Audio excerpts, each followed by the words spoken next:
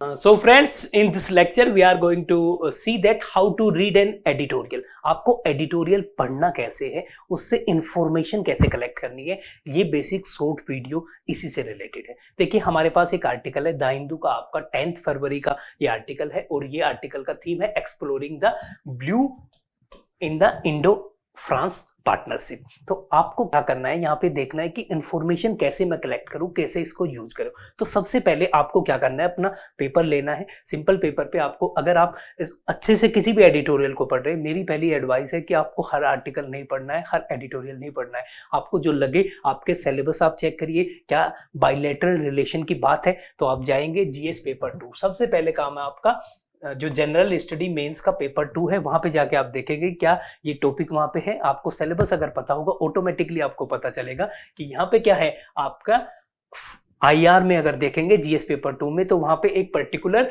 Topic है bilateral relations.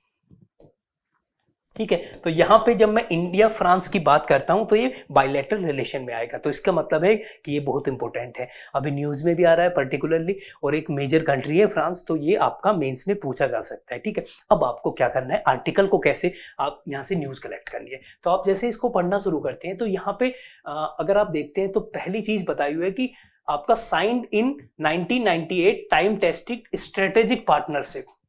ठीक है, तो अब यहीं पे आप रुक जाएंगे कि क्या है, इंडिया और फ्रांस क्या है, स्ट्रेटेजिक पार्टनर है। तो आप यहाँ पे देखेंगे कि सर स्ट्रेटेजिक पार्टनरशिप क्या होती है, तो आप यहाँ पे सिंगल क्वेश्चन लगा लेंगे वहीं पे अपने न्यूज़पेपर पे कि यार ये स्ट्रेटेजिक पार्टनर क्या होता है।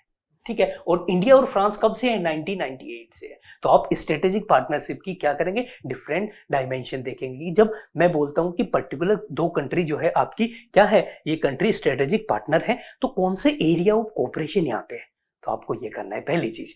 फिर आपके पास आप देखेंगे तो यहाँ पे आएगा France has emerged as a key trading partner. तो आपने देखा यार ट्रेडिंग है और फ्रांस इंपोर्टेंट पार्टनर है, और यहाँ पे इंफॉर्मेशन दी गई है कि 2021 एंड 22 में क्या है, इंडिया और फ्रांस का ट्रेड कितना है, 12.42 बिलियन यूएस डॉलर।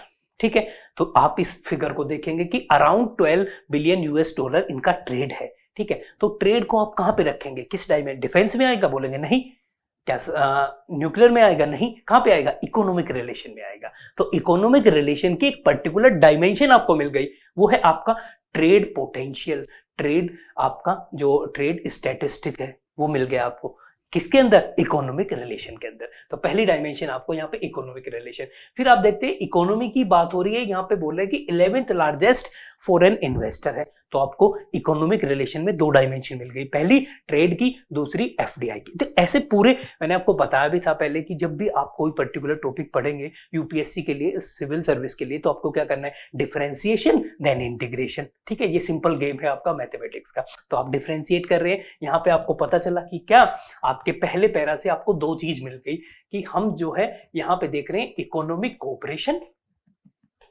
और वो कोऑपरेशन क्या है आपका, वो कोऑपरेशन की डायमेंशन कौन सी है, हमने देखा यहाँ पे ट्रेड का हमें पता चला कि trade statistic around 12 billion US dollar है। ठीक है, इसको आप देख लेना कि कितना पर्टिकुलर है, 12 बिलियन है। फिर आप देख रहे हैं कि यहाँ पे फॉरेन डायरेक्ट इन्वेस्टमेंट की बात है, तो फ्रांस क्या है आपका 11th लार्जेस्ट आपका इन्वेस्टर है, आपको पहली डायमेंशन मिल गई, यहाँ से आपको ये चीज मिली। फिर अगर हम नेक्स्ट पैरा पे चलते हैं तो यहाँ पे ये पर्टिकुलर है बिग पिक्चर। अब हम क्या कर रहे हैं कि डिटेल एनालिसिस कर रहे हैं। बिग, देखिए हर कीवर्ड को आपको बिग पिक्चर, इसका मतलब है कि हम रिलेशनशिप की अदर डायमेंशन देख रहे हैं इकोनॉमी से हटके। अब उसमें क्या है, उसमें यहाँ पे आपका 2017 से 21 तक क्या हो गया है, पिछले अगर 5 साल की बात करें तो आपका फ्रांस क्या है, सेकेंड लार्जेस्ट डिफेंस सप्लायर है, सेकेंड लार्जेस्ट डिफेंस सप्लायर। तो आप देखते हैं कि इंडिया का और फ्रांस का डिफेंस जो रिलेशनशिप है वो कैसे इंक्रीज हुआ है, और वो सेकेंड लार्जेस्ट डिफेंस सप्लायर बन गया। अब उस सप्लाई में उसने क्या क्या सप्लाई किया है, यहाँ पे ये आप देख सकते हैं कि 2005 में टेक्नोलॉजी ट्रांसफर एग्रीमेंट किया गया था। ठीक है, फिर आपका 36 राफेल जो फाइटर जेट है उसका एग्रीमेंट साइन हुआ 2016 में। ठीक है, फिर आपको यहाँ पे दिखेगा कि टाटा ग्रुप जो है, यहाँ पे टाटा ग्रुप ने एयरबस के साथ में क्या किया है, आपका मेमोरेंडम साइन किया है, किसके लिए, to manufacture the C295 tactical transport aircraft in Gujarat, Vadodara में। ठीक है, और फिर उसके बाद में अगर आप आगे आएंगे तो यहाँ पे बात की गई है आपकी स्पेशल जो मिलिट्री ट्रेनिंग एक्सरसाइजेज होती, जो ट्रेनिंग या डिफरेंट एक्सरसाइज होती है, उसमें गरुड़ा है, आपकी वरुणा है और आपकी शक्ति है। देखिए गरुड़ा की बात की गई तो वो एयरफोर्स की है, वरुणा की मैं बात करूंगा तो ये क्या है आपका नेवी का है, और शक्ति की मैं बात करूंगा तो ये आपकी आर्मी की एक्सरसाइज है। ठीक है, तो डिफरेंट एक्सरसाइजेज हो गई। और फिर उसके बाद में अगर आप यहाँ देखेंगे पूरा डायमेंशन, तो यहाँ पे France was among the first countries with which India signed civil nuclear deal. तो यहाँ पे क्या है, सिविल न्यूक्लियर कोऑपरेशन की बात देखिए। पहले मैंने इकोनॉमिक रिलेशनशिप की बात की, यहाँ पे क्या है आपका दूसरी डायमेंशन आई डिफेंस रिलेशनशिप। डिफेंस में दो डायमेंशन आई, पहली डायमेंशन है जॉइंट मैन्युफैक्चरिंग, दूसरी डायमेंशन है प्रोक्योरमेंट की। ठीक है, हमने क्या क्या वहां से इंपोर्ट किया और दूसरा हम जॉइंटली क्या मैन्युफैक्चर कर रहे हैं। वहां पे जब आप जॉइंटली मैन्युफैक्चरिंग की बात करेंगे, एक है पब्लिक स्पेयर में आप क्या कर रहे हैं, दूसरा है प्राइवेट स्पेयर में। प्राइवेट स्पेयर में कौन आएगा, टाटा आएगा। देखिए इस टाइप से आपको डिफरेंशिएट करना है हर चीजों को, ऐसे ही आपका मेंस आंसर आएगा और आपको लिखना है। ठीक है, तो आपने यहाँ पे डिफेंस की बात की तो आप ऐसे लिखना कि यहाँ पे मैं डिफेंस पार्टनरशिप की बात करता हूँ। ठीक है, डिफेंस पार्टनरशिप में मैं दो चीजें देखूंगा। पहला मैं देखता हूँ कि यहाँ पे मैं इंपोर्ट की बात करता हूँ, प्रोक्योरमेंट की बात करता हूँ। दूसरी मैं बात करता हूँ जॉइंट मैन्युफैक्चरिंग की। प्रोक्योरमेंट में हमने देखा राफेल की बात की, ये सब क्या है, इंपोर्ट की मैं राफेल की बात की और डिफरेंट जो अदर यहाँ पे डेटा था। जॉइंट मैन्युफैक्चरिंग की बात की तो हमने पब्लिक सेक्टर में भी देखा और प्राइवेट सेक्टर में स्पेसिफिकली यहाँ पे C295 देखा। ठीक है, तो ये पता चल गया। यहाँ पे हमने देखा सिविल। अब आपका थर्ड डायमेंशन क्या आई, आपका nuclear cooperation, civil nuclear cooperation, civil nuclear cooperation की बात हुई। ठीक है, ठीक है, उसने आपने देखा कि यहाँ पे एक पर्टिकुलर बहुत ही इंपॉर्टेंट, मैंने आपको जो आप न्यूज देखेंगे उसमें भी पर्टिकुलर आर्टिकल है इससे रिलेटेड। तो वहां पे क्या है आपका कि फ्रांस एक ऐसी कंट्री थी वेस्ट वर्ल्ड में जिसने सपोर्ट किया इंडिया को दोनों टाइम पे। जब इंडिया में दोनों बार न्यूक्लियर जो एक्सपेरिमेंट किया गया तो वहां पे बाकी जो वेस्ट वर्ल्ड था उसने सैंक्शन लगाए, बट फ्रांस क्या रहा, इंडिया के सपोर्ट में रहा। तो ये एक बहुत ही इंपॉर्टेंट डायमेंशन है। और फिर यहाँ पे आप देखेंगे तो इंडिया में पर्टिकुलर जो जैतपुर में न्यूक्लियर पावर प्लांट है, वहां पे आपका 1675 या 50 के अराउंड आई थिंक मेगावाट का जो है 6 न्यूक्लियर रिएक्टर लेके आ रहा है फ्रांस। ठीक है, तो ये कोऑपरेशन की बात हो गई। वो आप उस स्टेटिस्टिक को आप देख लेना कि ये 6 रिएक्टर है आपका, 1650 है या 75 है, इसको आप चेक कर लेना। ठीक है, 6 रिएक्टर है जैतपुर में। ओके, और फिर बात करते हैं मैरीटाइम कोऑपरेशन की। यहाँ पे आप देखेंगे अब फोर्थ डायमेंशन आ गई। फोर्थ डायमेंशन में क्या है आपका मैरीटाइम कोऑपरेशन, और यहाँ पे जो इंपोर्टेंट चीज दी गई है वो है आपका cooperation in Indian ocean. Specifically आपको पता है कि इंडो पैसिफिक एशियन एक जियोपॉलिटिकली बहुत इंपॉर्टेंट रीजन एमर्ज हुआ है पिछले 10 सालों में।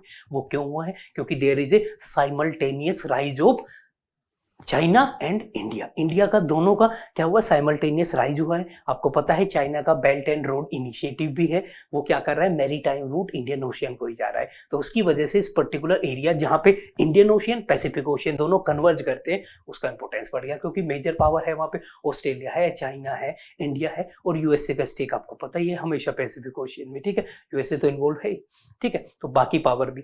और फ्रांस की मैं बात करूं तो आपको पता है फ्रांस का इंडियन ओशियन में रीयूनियन आइलैंड है। तो ठीक है, तो फ्रांस क्या हो गया, वो एक स्टेक होल्डर रहेगा यहाँ पे मैरीटाइम कोऑपरेशन की। फिर डिफरेंट 2018 एग्रीमेंट की बात की गई है। 2022 जो आपका यहाँ पे भी एक फंड जो है ट्राइलेटरल फंड इस्टेब्लिश किया दोनों कंट्री ने।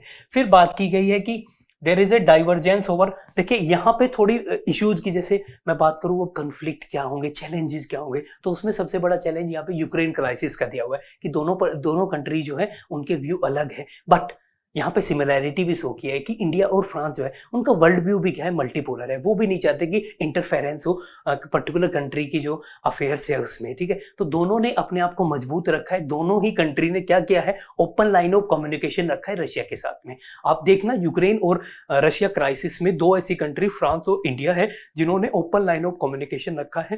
देखिए इंडिया का स्ट्रेटेजिक वैसे डायमेंशन अलग है, फ्रांस के अलग है, बट स्टिल दोनों का जो रेस्पॉन्स था काफी बैलेंस टेनिस रेस्पॉन्स था, अगर मैं वेस्टर्न वर्ल्ड में फ्रांस की बात करूं और एशियन में इंडिया की बात करूं।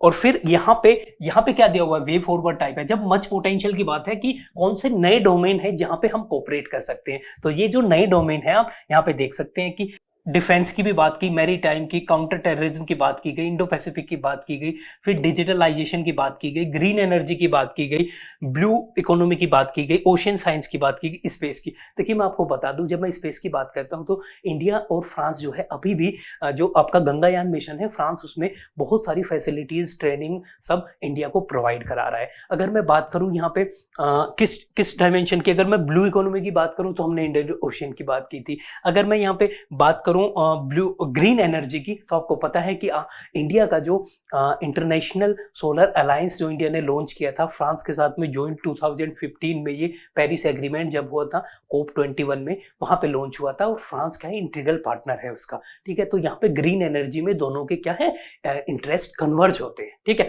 तो आपको जब भी कोई बायलैटरल रिलेशन पढ़ना है उसमें क्या देखना है, एरिया ऑफ कोऑपरेशन कौन से है, चैलेंजेस कौन से हैं। ठीक है, और एक चैलेंजेस मैं स्पेसिफिकली आपको बता दूं कि जो फ्रांस है वो जो BRI प्रोजेक्ट है, belt and road initiative China का, उसका भी इंटीग्रल पार्ट है। अगर आप उसका डायमेंशन देखो, सिल्क रूट, कौन सा रूट, आपका जो रोड रूट है वो, ठीक है, जो कि एशिया को कनेक्ट करता है यूरोप से, वहां पे स्पेसिफिकली पार्टनर है। और आपका जो मैरीटाइम है उसमें भी फ्रांस का स्टेक है। तो वो एक एरिया ऑफ डाइवर्जेंस आप उसको बोल सकते हैं, कंफ्लिक्ट। तो इस टाइप से आपको अपने एडिटोरियल पढ़ने हैं, और इंपॉर्टेंट एडिटोरियल पढ़ना, सारे एडिटोरियल नहीं पढ़ना, उसमें टाइम वेस्ट नहीं करना। बाकी मैं एनालिसिस देता रहूंगा, उसको आप देखिए, शेयर करिए, सब्सक्राइब करिए। So thank you so much.